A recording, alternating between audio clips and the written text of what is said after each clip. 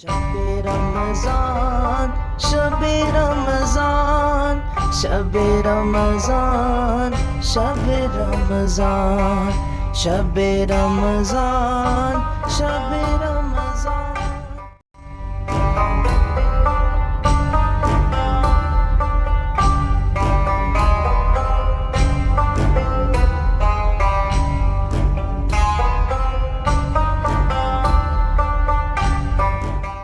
أعوذ بالله من الشيطان الرجيم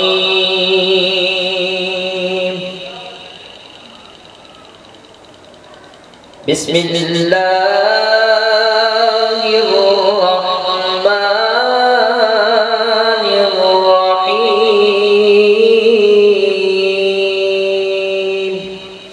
يا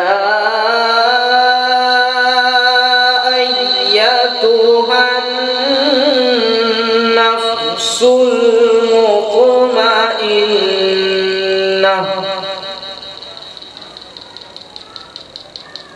ارجعي إلى ربك راضية مرضية فادخلي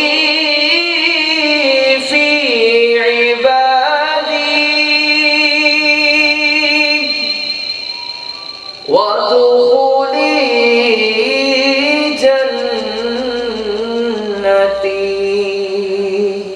صدق الله العظيم.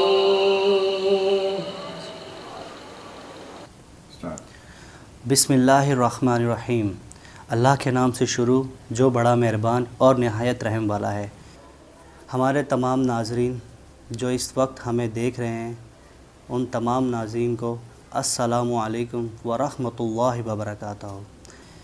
میں آپ کا ہوسٹ محمد اسرار احمد عباسی آپ سب کو خوش آمدید کہتا ہوں ہمارے پروگرام شب رمضان میں. بعد سلام. آج ماشاءاللہ سے یکم رمضان ہے. ماہ رمضان کے اس بابرکت مہینے کی شروعات ہو چکی ہے اور ہمارے شو کی شروعات بھی اللہ تعالیٰ کے کلام سے شروع ہو چکا ہے. تو یہ پہلا عشرہ ہے جو کہ رحمتوں سے بھرا ہے. ہمارے آج کے اس پروگرام میں آپ کو اس عشرے سے متعلق کچھ معلومات دی جائیں گی جو کہ ہمارے ساتھ ہمارے بہت ہی عزیز ہمارے جناب علامہ مولانا عبدالعزیز امجدی صاحب ہمارے ساتھ موجود ہیں اور ہماری بہت ہی خوش نصیبی ہے کہ انہوں نے اپنے قیمتی وقت سے ٹائم نکال کر ہمیں یہ وقت دیا ہے. اور ہمارے ساتھ ہمارے دوسرے مہمان ہمارے عزیز بھائی محمد صادق رضا قادری صاحب موجود ہیں جنہوں نے ماشاءاللہ سے بڑے ہی خوبصورت انداز میں ہمارے شو کی شروعات کری ہے. تو اب ہم چلتے ہیں انہی کی طرف ہمارے صادق بھائی کی طرف کہ اپنی اسی خوبصورت آواز میں حضرت محمد مصطفیٰ صلی اللہ علیہ وآلہ وسلم کی تعریف میں کچھ اشعار ارشاد فرمائیں. صلو علی الحبیب صلی اللہ تعالی محمد صلی اللہ تعالی آئیے درود پاک پڑھتے ہیں. صلی اللہ علیہ یا رسول اللہ وسلم علیک یا حبیب اللہ. در نبی پر پڑا رہوں گا پڑے ہی رہنے سے کام ہوگا. در نبی پر پڑا رہوں گا پڑے ہی رہنے سے کام ہوگا. کبھی تو قسمت قسمت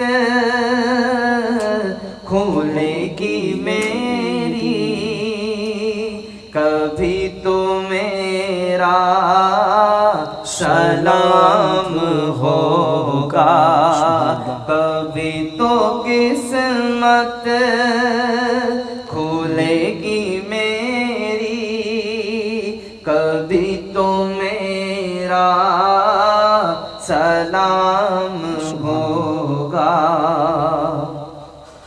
خلاف معشوق کچھ ہوا ہے، نہ کوئی عاشق سا کام ہوگا، خلاف معشوق کچھ ہوا ہے، نہ کوئی عاشق سا کام ہوگا، خدا بھی ہوگا ادھر بھی اے دل، جدھر وہ عالی مقام ہوگا، خدا بھی ہوگا ادھر بھی اے دل، جدھر وہ عالی مقام ہوگا۔ سبحان اللہ سبحان اللہ۔ اور کیے گی جاؤں گا عرض مطلب، ملے گا جب تک نہ دل کا مطلب، کیے گی جاؤں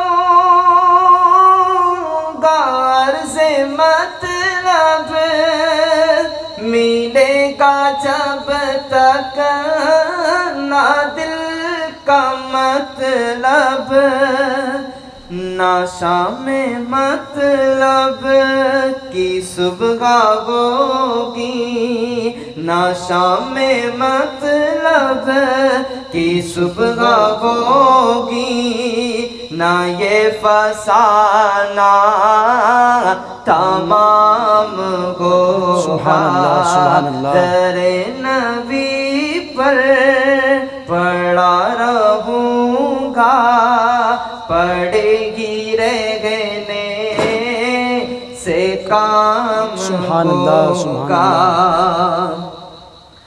جو دل سے ہے مائل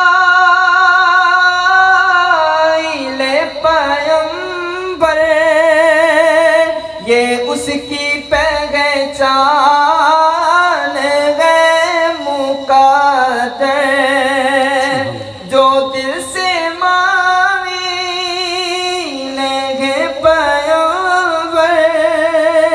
یہ اس کی پہچان ہے مقدر، کہ ہر دم اس بے نوا کے لب پر، کہ ہر دم اس بے نوا کے لب پر درود ہوگا، سلام ہوگا، در نبی پر پڑا رہوں گا، پڑے گی رہنے سے کام ہوگا، اسی توقع پہ جی رہا ہوں، یہی تمنا جلا رہی ہے، اسی توقع پہ جی رہا ہوں، یہی تمنا جلا رہی ہے، نگاہ لطف و کرم نہ ہوگی، نگاہ لطف و کرم نہ ہوگی، تو مجھ کو جینا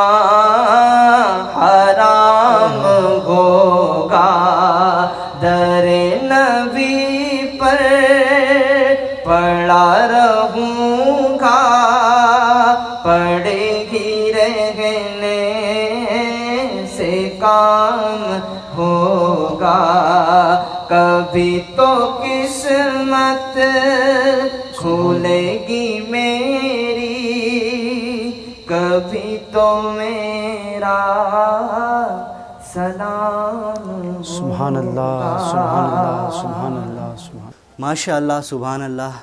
بہت ہی خوبصورت آواز ہمارے محمد صادق رضا قادری بھائی صاحب کی، بڑا ہی خوبصورت انداز میں انہوں نے ہمیں نعت ہدیہ کی ہے.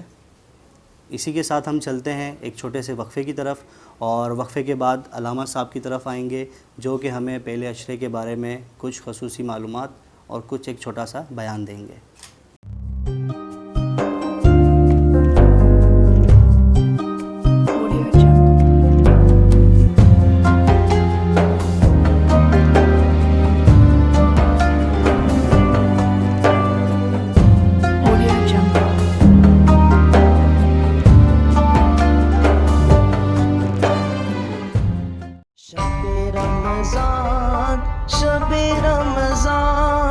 شب رمضان شب رمضان شب رمضان شب رمضان. شب رمضان میں خوش آمدید. تو ناظرین، پروگرام کو آگے بڑھاتے ہوئے چلتے ہیں علامہ صاحب کی طرف. الحمدللہ رب العالمین والصلاة والسلام علی سید الانبیاء والمرسلین. اما بعد فاعوذ باللہ من الشیطان الرجیم. بسم اللہ الرحمن الرحیم. الحمدللہ آج ماہ رمضان کی بہت ہی مبارک لمحات میں ہم سب جمع ہیں اور ناظرین دیکھ رہے ہیں. یقیناً یہ وہ گھڑیاں ہیں، وہ لمحات ہیں، اور یہ عظیم لمحات جو ہمیں اپنے رب سے جوڑتے ہیں. ہر وقت انسان آج روزے کی حالت میں ہے، اور پہلا روزہ ہے جنہوں نے خاص اللہ رب العالمین کی رضا کے لیے رکھا. یہی انسان ہیں کہ جو ہر وقت کھاتے پیتے رہے، لیکن آج صبح سے لے کر اب تک صرف اللہ کو اپنے آپ سے راضی کرنے کے لیے بھوکا پیاسا گزارا ہے. یقیناً بہت خوش بختی ہے اور مقدر کی بات ہے. اور کئی ایسے ہوں گے کہ جو ان لمحات کو پایا ہوگا لیکن اس نعمت سے سرشاد نہیں ہوئے ہوں گے. تو اپنے دن کو غفلت میں گزارا. کام کاج کرنا، یقیناً رزق حلال کمانا عبادت ہے، لیکن اس کے ساتھ ساتھ اللہ کو راضی کرنا یہ اس سے بڑھ کر کمال ہوتا ہے. اور اللہ تبارک و تعالیٰ نے ایسا کرم اور ایسا فضل کیا ہے. قرآن کریم اس کا شاہد ہے. اور قرآن کریم ہمیں درس دیتا ہے کہ جب ماہ رمضان آ جائے تو پھر کیا کیا جائے. ماہ رمضان جب آئے تو فمن شاہد منکم الشہر فلیصم. قرآن کہتا ہے جب تم ماہ رمضان کو پالو، ماہ رمضان کو حاصل کر لو، تو پھر کیا کرو؟ فلیصم، تمہیں چاہیے کہ تم روزہ رکھو. یہ قرآن نے ہمیں پیغام دے دیا، تعلیم دے دی اور سکھا دیا کہ جب ماہ رمضان آنے والا ہے، اور جب ماہ رمضان آ گیا اور تمہیں اللہ نے زندگی بخشی ہے کہ تم نے اس ماہ مبارک کو دیکھ لیا، حاصل کر لیا، تو اب روزہ رکھو. اب جنہوں نے آج کے دن کے اندر اللہ کی خاص رضا حاصل کرنے کے لیے روزہ رکھا ہے، تو صرف اللہ کی رضا بھی حاصل کی اور ساتھ ساتھ قرآن کی اس آیت کے عملدار بھی ہو گئے. قرآن پر عمل کرنا بھی انہوں نے شروع کر دیا. اور یقیناً ماہ رمضان کا آغاز ہوا ہے، اب ماہ رمضان مکمل باقی ہے. اب ہم ماہ رمضان کو کیسے گزاریں، کس طرح گزاریں؟ یقیناً حلال رزق بھی کمانا ہے اور اپنے رب کو بھی راضی کرنا ہے. دونوں چیزیں ہیں. رزق بھی کماتے رہیں، اپنے رب کو بھی راضی کرتے رہیں. اور وہ کیسا انسان ہوگا، کیسا خوش قسمت ہوگا کہ جو اپنے رزق حلال بھی کما رہا ہوگا اور اپنے رب کو راضی کرتے ہوئے پورا دن بھوکا پیاسا بھی رہا ہوگا، اور اللہ کی بارگاہ میں نمازیں پڑھتے ہوئے سجدہ ریز بھی ہوتا رہا ہوگا، اور اللہ کے لیے قرآن کریم کی تلاوت بھی کرتا رہا ہوگا. اور یہ ماہ رمضان ہے. جب ماہ رمضان آتا ہے تو سرکار دو عالم صلی اللہ علیہ وسلم کی احادیث مبارکہ ہمیں یہ درس و تعلیم دیتی ہیں کہ جب ماہ رمضان آتا ہے تو وہ خالی نہیں آتا، بلکہ اپنی رحمتوں کو لے کر آ رہا ہوتا ہے، اپنے رب کا فضل لے کر آ رہا ہوتا ہے. سرکار دو عالم صلی اللہ علیہ وسلم ارشاد فرماتے ہیں، حدیث پاک کا مفہوم ہے کہ جب ماہ رمضان آتا ہے تو رب کی رحمتوں کے دروازے کھل جاتے ہیں، جنت کے دروازے کھل جاتے ہیں. اور پھر ہوتا کیا ہے، جب انسان ایک نیکی کرتا ہے ثواب ایک نیکی کا نہیں ملتا، بلکہ اللہ اسے بڑھا کر اسے عطا فرماتا ہے۔ انسان عام وقت میں جب عبادت کرتا ہے اجر پھر بھی ملتا ہے، ثواب پھر بھی ملتا ہے، لیکن پھر ثواب اور ہوتا ہے، اور آج ثواب اور دیا جا رہا ہے۔ یعنی آج اللہ تبارک و تعالیٰ کا ثواب اس طرح ہے کہ کوئی نفل ادا کرے گا تو ثواب فرض کا ملے گا، اور کوئی فرض کا ثواب فرض ادا کرے گا تو اللہ 70 گنا بڑھا کر ثواب عطا فرمائے گا۔ تو یقیناً ماہ رمضان ہے، روزے اللہ نے ہم پر فرض کیے ہیں، روزے ایک عظیم عبادت ہے۔ اللہ رب العالمین نے فرمایا ہے کہ روزے انسانوں پر فرض کر دیے گئے ہیں، مسلمانوں پر فرض کر دیے گئے ہیں، اور عشرہ رحمت بھی ہمارے سامنے ہے۔ یقیناً اللہ کی رحمتیں تو بے انتہا ہیں، بے انتہا اللہ کی رحمتیں ہوتی ہیں، لیکن خاص جو عشرہ رحمت ہو اور انسان نمازیں بھی پڑھ رہا ہو، روزے بھی رکھ رہا ہو، ذکر و اذکار بھی کر رہا ہو، قرآن کی تلاوت ہی کر رہا ہو، تو پھر اللہ کی رحمتیں کس طرح برس رہی ہوں گی یہ میں اور آپ مشاہدہ نہیں کر سکتے۔ اور محمد اسرار بھائی، یقیناً ہمارا یہ وقت گزر رہا ہے، لمحات گزر رہے ہیں، آپ بھی جانتے ہوں گے ایسے لوگوں کو، اور ہم بھی جانتے ہیں کہ جو پچھلے رمضان میں ہمارے ساتھ تھے لیکن آج نہیں ہیں۔ پچھلے ماہ رمضان انہوں نے گزارا، غفلت میں گزارتے رہے یا پھر اللہ کی عبادت کرتے رہے، لیکن آج وہ مہینہ پھر آ گیا ہے، اور آج ہمیں، مجھے اور آپ کو اللہ نے یہ توفیق بخشی ہے۔ اور آج ہم روزے کی حالت میں ہیں تو یہ ہماری طاقت نہیں، یہ اللہ نے ہمیں توفیق بخشی ہے۔ اور آج ہم نمازیں پڑھ رہے ہیں تو میری اور آپ کے اس میں کوئی کمال نہیں ہے، یہ اللہ نے ہمیں توفیق بخشی ہے کہ اس نے اپنے دربار پر بلایا ہے، کیونکہ وہی روزہ رکھتا ہے یا وہی دربار پر حاضر ہوتا ہے۔ میں دنیا کی ایک مثال آپ کے سامنے رکھوں کہ اگر آج کسی انسان کی شادی ہو رہی ہو تو ہم اس کے ایک ولیمے کی رسم کے اندر بھی شامل نہیں ہوتے جب تک وہ ہمیں دعوت نہ دے، کیونکہ ہم سمجھتے نہیں ہیں کہ ہم بن بلائے مہمان کیسے بن کر چلے جائیں۔ تو اگر ہم مسجد کے اندر جا رہے ہیں تو یہ بھی اللہ کی طرف سے دعوت ہے۔ جو جا رہا ہے وہ خوش قسمت ہے کہ اسے اللہ نے اپنا مہمان بنایا ہے، جو نہیں جا رہا وہ یہ نہ دیکھے کہ میں کہاں ہوں، آج میرے کاروبار اتنا وسیع تھا، بلکہ وہ یہ سوچے کہ اللہ نے اسے آج توفیق نہیں بخشی کہ وہ اللہ کی بارگاہ میں سجدہ کرنے نہیں جا رہا۔ آج اگر اس نے روزہ نہیں رکھا تو وہ سوچے کہ میں کہاں آ کر کھڑا ہو گیا ہوں کہ اللہ نے مجھے روزے کی توفیق نہیں دی۔ میرے بھائیوں نے روزہ رکھا، میرے پڑوسیوں نے روزہ رکھا، میرے دوستوں نے روزہ رکھا، لیکن میں نے نہیں رکھا تو میں کس قدر اور کہاں کھڑا ہوا ہوں۔ اگر آج آئے تو عشرہ رحمت ہے، اللہ کی رحمت کے سائے تلے آئے، اور اللہ کی رحمت تو ایسی وسیع ہے کہ جو ایسے مانگتا رہے تو رب دیتا ہے، لیکن یہ لمحات تو رحمت والے ہیں، اور ان لمحات میں جب آ کر مانگے گا تو رب نہ جانے اپنی رحمت کی طرح کس طرح لٹا رہا ہے اور کیسے نواز دے گا۔ اور مجھے ایک حدیث پاک یاد آئی ہے، میں اپنے ناظرین کو سنانا چاہتا ہوں کہ اگر آج آئیں، اگر ہم دور ہو گئے ہیں، اپنے آپ کو مایوس کر چکے ہیں، پہلے تو میں یوں کہوں گا کہ اپنے رب کی رحمت سے مایوس نہ ہوں، بلکہ اپنے رب کی طرف آئیں۔ مجھے حدیث پاک یاد آئی، بڑی خوبصورت حدیث پاک ہے اسرار بھائی، ہمارے صادق بھائی بھی سن رہے ہیں اور ہمارے ناظرین بھی شامل ہیں۔ وہ حدیث پاک ایسی ہے، بنی اسرائیل کا واقعہ ہے، نبی پاک صلی اللہ علیہ وسلم کے زمانے سے پہلے کا واقعہ سنا رہا ہوں۔ بنی اسرائیل کا واقعہ تھا، لیکن یہ واقعہ میرے مبارک نبی پاک صلی اللہ علیہ وسلم نے اپنے مبارک لبوں سے سنایا اور صحابہ نے سنا ہے۔ بنی اسرائیل کا ایک شخص تھا جس نے 99 قتل کیے تھے، 99 قتل۔ ایک قتل بھی گناہ کبیرہ ہے، بغیر حق کے کسی کو قتل کر دینا اسلام اجازت نہیں دیتا۔ وہ 99 قتل کر کے آیا، اور آنے والے کسی شخص سے راستے میں ملاقات ہوئی، اسے کہتا ہے کہ میں 99 قتل کر چکا ہوں، بتاؤ کیا میرا رب مجھے اب بھی بخش دے گا؟ اس نے کہا بتانے والے نے کہ تو نے 99 قتل کیے، ایک قتل بھی گناہ کبیرہ ہے، 99 مرتبہ تو نے اپنے رب کو ناراض کیا، اب کیسے اپنے رب کی بارگاہ میں جائے گا اور راضی کرے گا؟ اس نے اس شخص کو بھی قتل کر دیا، کہ 99 سے ہی اب 100 ہو گئے۔ پھر چند قدم لے کر آگے بڑھ رہا تھا، پھر ایک شخص سے ملاقات ہوئی، اس سے کہا کہ میں نے اب 100 قتل کر لیے ہیں اور میں چاہتا ہوں کہ میرا رب مجھے بخش دے۔ لیکن اس کی چاہت کیا تھی؟ اس کا یقین تھا کہ میرا رب مجھے بخش دے گا۔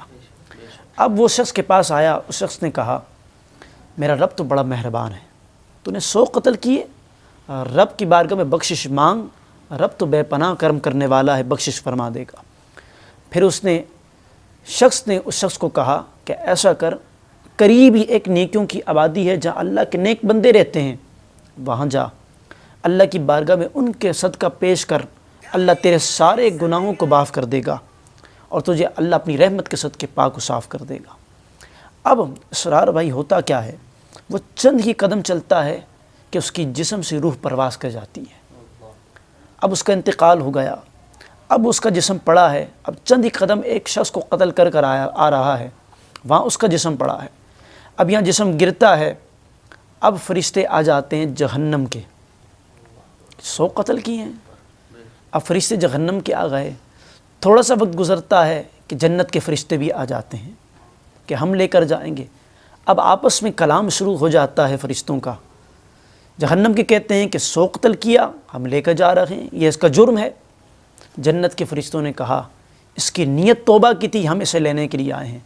اب آپس میں کلام شروع ہو گیا، آپس میں گفتگو چل رہی ہے۔ اب ان کا فیصلہ کرنے کے لیے میرے رب نے جبرائیل امین کو نازل فرمایا۔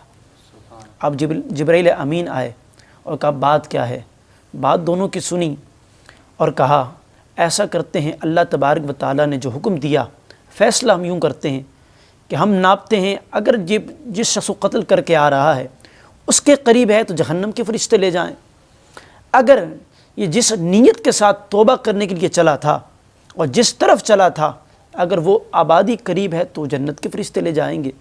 اب چونکہ چند ہی قدم چلا تھا کہ جہنم کے فرشتے آ چکے تھے اور وہ جسم جس کو قتل کر کے پہنچا تھا وہ قریب تھا بظاہر، لیکن جبرائیل علیہ السلام نے جب یہ کہا دونوں نے مان لیا۔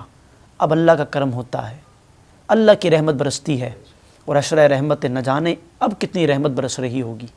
اب اللہ کی کیسی رحمت برسی کہ جب ناپا گیا تو اللہ کا کرم، اللہ کی قدرت سے زمین قریب ہو گئی جو آبادی دور تھی، اور جو جسم قریب پڑا ہوا تھا جس کو قتل کر کے آ رہا تھا وہ حصہ دور ہو گیا۔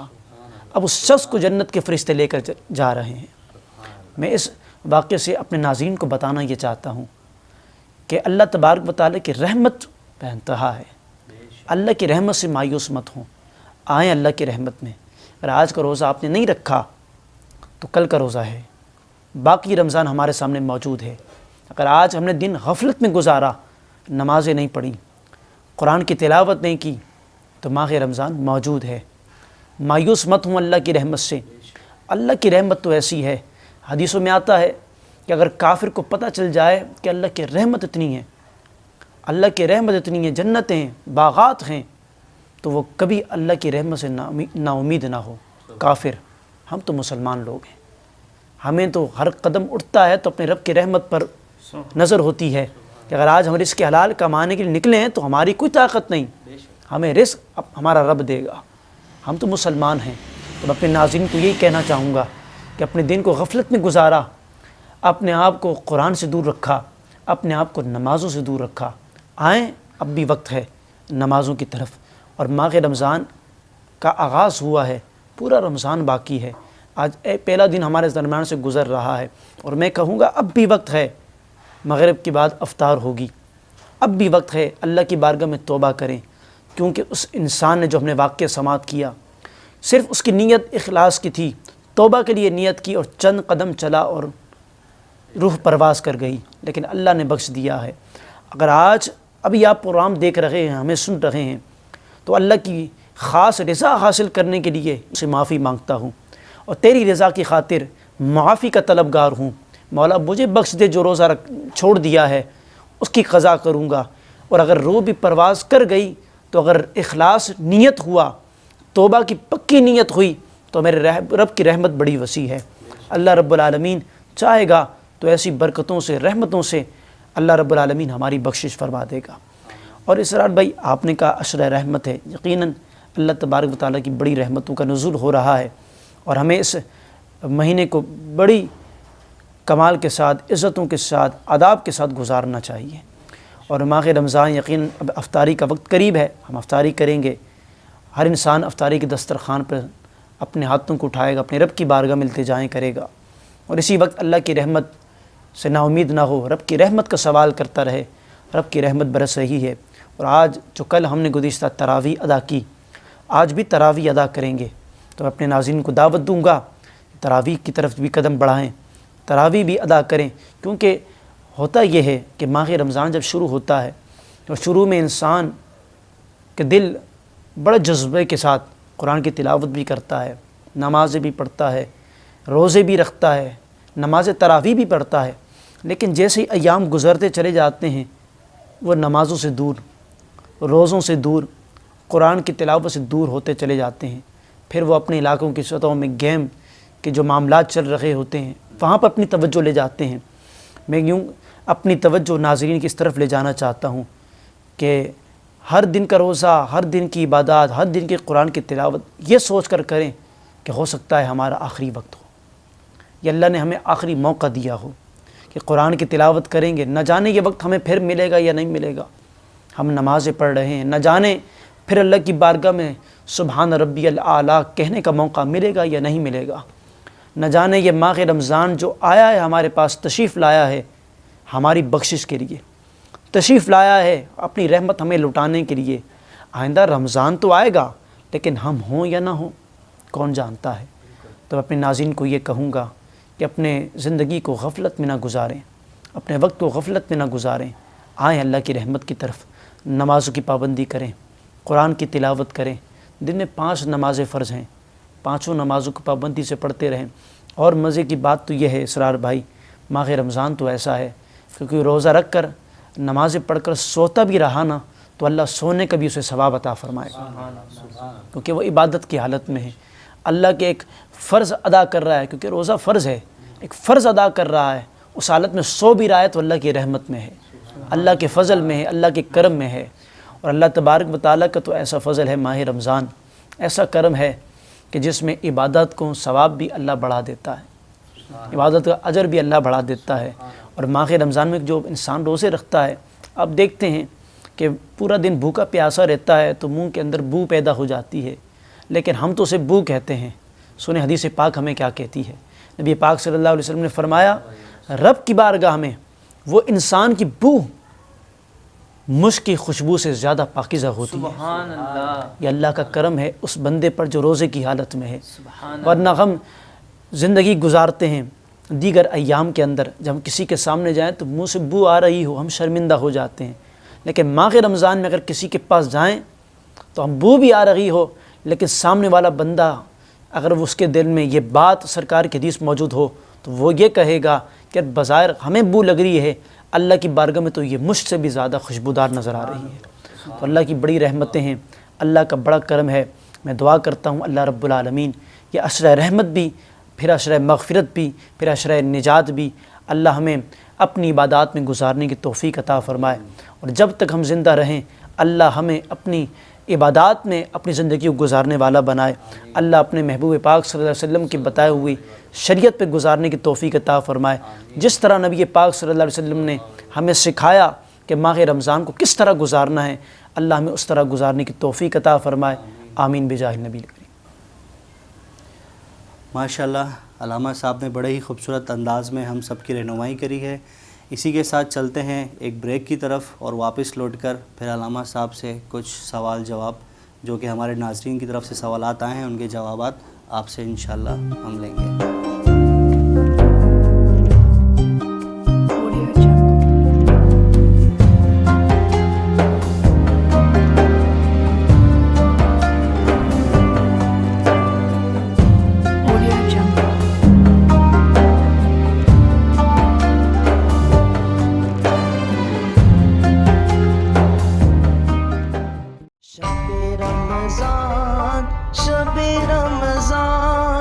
شب رمضان شب رمضان شب رمضان شب رمضان۔ شب رمضان میں خوش آمدید۔ تو ناظرین اسی کے ساتھ پروگرام کو ہم آگے بڑھاتے ہیں اور چلتے ہیں کچھ سوالات کی طرف۔ علامہ صاحب کچھ سوالات ہیں ہمارے جن کے جواب آپ سے ہم لینا چاہیں گے، جیسے کہ آج کل کچھ میسیجز وغیرہ چلتے رہتے ہیں کہ ماہ رمضان کے بارے میں جو سب سے پہلے خوشخبری دے گا اس پہ جنت جو ہے وہ واجب ہو جائے گی، اور یہ احادیث ہے، تو کیا یہ ایسی کوئی حدیث ہے یا اس کے اوپر آپ کوئی روشنی ڈالیں اس سوال کے اوپر؟ پیارا سوال کیا ہے۔ یقیناً یہ میسیجز کافی پھیلے جاتے ہیں، اور جو علم دین سے دور ہوتے ہیں تو بیچارے وہ صرف میسیج ہی فارورڈ کر رہے ہوتے ہیں۔ تو یہاں میں ضمناً ایک خوبصورت لطف بات کر دیتا ہوں کہ اگر جنت صرف میسیج فارورڈ کرنے سے مل رہی ہوتی تو نماز فرض روزے فرض کیے گئے، زکوٰۃ فرض کی گئی، تو یہ معاملات بھی دین کے ہیں۔ تو جنت اتنی سستی نہیں ہے کہ ایک میسیج فارورڈ کیا جائے اور جنت لے لی جائے۔ اور ماہ رمضان یقیناً بہت بابرکت مہینہ ہے، اللہ کی رحمت دے کر آتا ہے اور جہنم سے نجات کا مہینہ ہے، لیکن ایسی کوئی حدیث آج تک ہم نے نہ پڑھی ہے نہ سنی ہے کہ ایسی حدیث ہو کہ جس میں ماہ رمضان کی مبارکباد دی جائے، جنت واجب ہو جائے۔ بلکہ جنت تو وہ عظیم خزانہ ہے کہ قرآن کریم میں آتا ہے جنت ایسی ہوگی کہ جس کے نیچے عظیم نہریں بہہ رہی ہوں گی، وہ نہریں بھی ایسی ہوں گی جن کا مٹھاس شہد سے بھی زیادہ میٹھی ہوگی اور جن کا کرر دودھ سے بھی زیادہ سفید ہوگا۔ تو ایسی عظیم نعمتیں ایسے آسان طریقے سے نہیں آتی، بلکہ اللہ کو راضی کریں، نمازیں پڑھیں، ماہ رمضان ہے، روزے رکھیں، تراویح ادا کریں، زکوٰۃ اگر فرض ہے تو وہ ادا کریں۔ تو یہ کام کرنے سے انشاءاللہ اللہ تبارک و تعالیٰ کی رحمت ہے کہ اللہ رب العالمین اپنی رحمت کے صدقے ہمیں جنت عطا کرے گا۔ اور ساتھ میں یہ بات بھی میں عرض کر دوں کہ ہمیں اعمال اس لیے نہیں کرنی چاہیے کہ اللہ ہمیں جنت دے، کیونکہ اگر اس لیے کریں تو یہ ایک ہمارا سودا ہو گیا کہ ہم یہ کریں گے وہ ہمیں مل رہا ہے۔ علماء کہتے ہیں کہ اعمال اس غرض سے کیے جائیں کہ مولا ہم تجھے راضی کر رہے ہیں، جب رب راضی ہو گیا تو جنت تو مل ہی جائے گی، اور جب رب کے رسول راضی ہوگا تو جنت مل ہی جائے گی۔ تو ایسی کوئی حدیث نہیں ہے۔ ایسے میسیج اگر آ جائیں کسی ناظرین کے پاس، کسی انسان کے پاس، تو ایسے میسیج کو فوراً ڈیلیٹ کر دیں، آگے فارورڈ نہ کریں، کہ ہم فارورڈ کر کے ہمیں اگر علم کا پتہ ہوتا ہے تو ہم دوسروں تک پہنچاتے ہیں، جن کو اس چیز کا نہیں پتہ ہوتا تو وہ فارورڈ کرتے چلے جاتا ہے، نہ جانے وہ کہاں تک جا رہا ہے۔ تو ایسے میسیج نہیں چلانے چاہیے، جیسے آئے فوراً ڈیلیٹ کر دیا جائے۔ اس کے علاوہ ایک اور سوال ہے، جیسا کہ آپ کو پتہ ہے کہ کرونا کی وجہ سے جو لاک ڈاؤن کا سلسلہ چل رہا ہے، تو اس کے بارے میں جو گورنمنٹ کی طرف سے کچھ اصول نکلے ہیں، کچھ سختیاں نکلی ہیں کہ آپ تراویح وغیرہ جو ہے وہ مساجد میں نہیں ادا کریں گے، تو اس کے بارے میں آپ ناظرین کو بتائیں کہ وہ اس پہ کیا عمل کریں کہ گھر میں بیٹھ کے تراویح کا اگر سلسلہ کرنا ہے تو کس طریقے سے کیا جائے، اس پہ ذرا سی روشنی ڈالیے۔ نماز تراویح اور ماہ رمضان یقیناً ہمارے درمیان بہت چل رہا ہے، اور ماہ رمضان کے حوالے سے ہی حکومت نے جو اعلانات کیے ہیں، یقیناً حکومت کے اعلانات عوام الناس کی بہتری کے لیے ہوتے ہیں، اور ان کی نیت بھی یہی ہوتی ہے کہ ہمارے لوگ اس سے محفوظ رہیں۔ تو نماز تراویح کی تو اجازت دی ہے مساجد کے اندر، لیکن اس میں یہ ہے کہ مساجد کے اندر رولز بھی کچھ دے دیے ہیں، لیکن اگر کوئی گھر میں ادا کرنا چاہے تو اچھی بات ہے۔ نماز تراویح یا پھر سنت نوافل، یقیناً سرکار دو عالم صلی اللہ علیہ وسلم کی حدیث پاک ہے کہ اپنے گھر کو قبرستان نہ بناؤ۔ تو اس کا مطلب یہی ہے کہ گھر میں بھی عبادت کریں، قرآن کی تلاوت کریں، نوافل پڑھیں، سنتیں پڑھیں۔ تو نماز تراویح اگر مساجد میں قریب ہو رہی ہیں اور جہاں قانون فالو کیے جا رہے ہیں تو وہاں شامل ہوں، اور شامل ہوں تو نماز تراویح ان کے ساتھ ہی ادا کریں۔ لیکن جہاں سختیاں زیادہ ہیں کہ مسجد نہیں پہنچ سک رہے یا نہیں پہنچا جا رہا، کہ ریزرو کھڑی ہے، پولیس کے اہلکار کھڑے ہیں، کہ مسائل ہیں، تو گھر میں ادا کریں۔ اور یہ ہے کہ 20 رکعت ہوتی ہے نماز تراویح کی، تو 2 رکعت کر کے، اس میں یہ نہیں کہ ہم حافظ نہیں ہیں تو ہم کیسے تراویح پڑھیں۔ تو قرآن پڑھنا لازمی نہیں ہے نماز تراویح میں۔ قرآن پڑھنے سے مراد کہ سورہ فاتحہ سے لے کے والناس تک، ویسے تو قرآن پڑھنا لازمی ہے نماز کے اندر، تو یہ ترتیب کے ساتھ پڑھنا کوئی ضروری نہیں ہے۔ ویسے اگر کوئی عام صورت پڑھ کر بھی وہ نماز گھر میں ادا کرتا ہے تو نماز تراویح ہو جائے گی، اس کا ثواب بھی اللہ رب العالمین عطا فرمائے گا۔ لیکن بہرحال یہ کہ جو مسجد میں نماز ادا کی جاتی ہے الگ گھر میں، اس کا ثواب اجر زیادہ ہوتا ہے، وہ نہیں ہے، لیکن گھر میں نماز باقاعدہ ہو جائے گی، اور اللہ رب العالمین کی رحمت ہے۔ اللہ رب العالمین یقیناً ہمارے ہر اعمال سے واقف ہے کہ ہم کس کنڈیشن میں کھڑے ہیں، تو اللہ رب العالمین ہمیں اجر عظیم ضرور عطا فرمائے گا۔ ماشاءاللہ بڑے ہی خوبصورت انداز میں علامہ صاحب آپ نے جوابات دیے ہیں۔ اسی کے ساتھ شب رمضان کے اختتام کی طرف چلتے ہیں۔ ہمارے واٹس ایپ نمبر آپ کے پاس موجود ہیں، آپ کے جو بھی سوال ہوں آپ ہمیں واٹس ایپ کریں۔ علامہ صاحب آئندہ جو بھی ہماری ٹرانسمیشن ہوگی اس میں انشاءاللہ تعالی آپ کو آپ کے جواب مل جائیں گے۔ اسی کے ساتھ ہمارے صادق بھائی کی طرف چلتے ہیں جو کہ دعائے مناجات ہمارے سامنے پیش کریں گے۔ جی صادق بھائی۔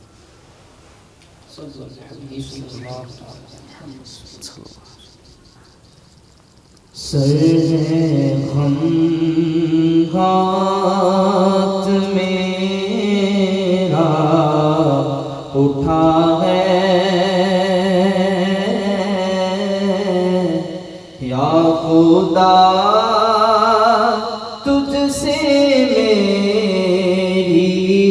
دعا ہے، سر ہے خمخات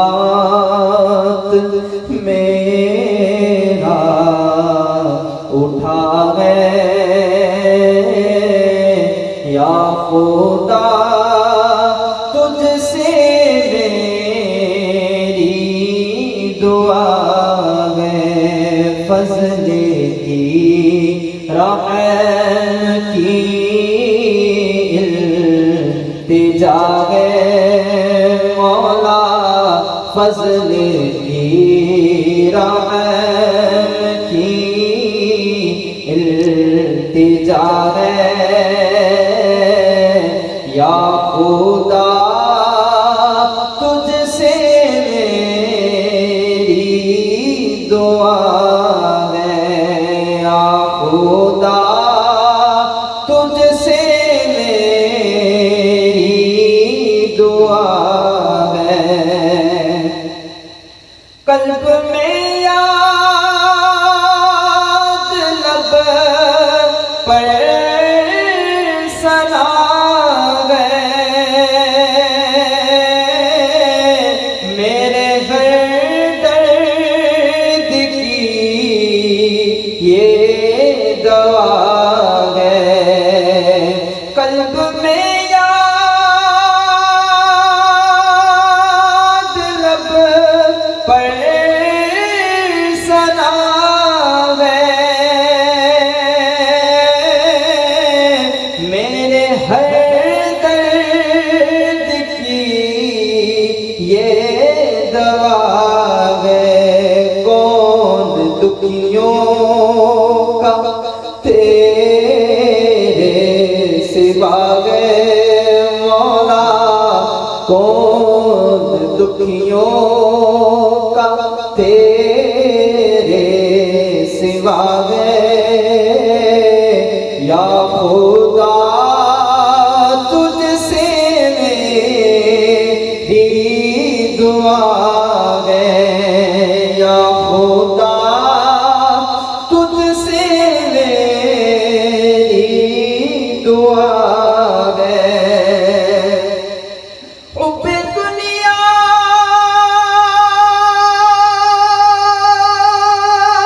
میں دل پھنس گیا ہے، نفس بدکار آوی ہوا ہے، حب دنیا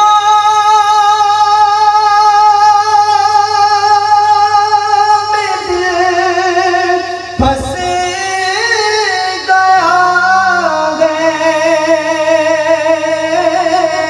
نفس بدکار حاوی ہوا ہے، ہائے شیطان بھی پیچھے پڑا ہے، مولا ہائے شیطان بھی پیچھے پڑا ہے، یا خدا تجھ سے میری دعا ہے، یا خدا تجھ سے میری دعا ہے، نعرے دوزخ سے مجھ کو آبادے، مغفرت کر باغِ جنا دے، کر دے رحمت میری التجا ہے، مولا کر دے رحمت میری التجا ہے، مولا شرح رحمت ہے، کر دے رحمت میری التجا ہے، یا خدا تجھ سے میری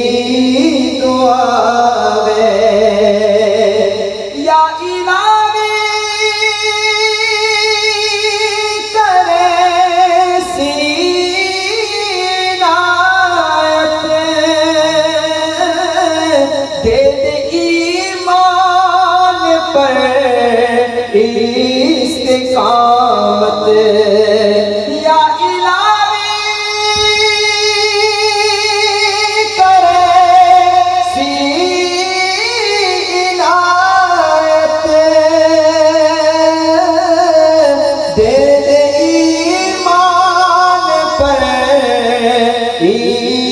استقامت تجھ سے آتار کی التجا ہے مولا تجھ سے ہم سب کی التجا ہے یا خدا تجھ سے میری دعا ہے فضل کی رحمت کی التجا ہے یا خدا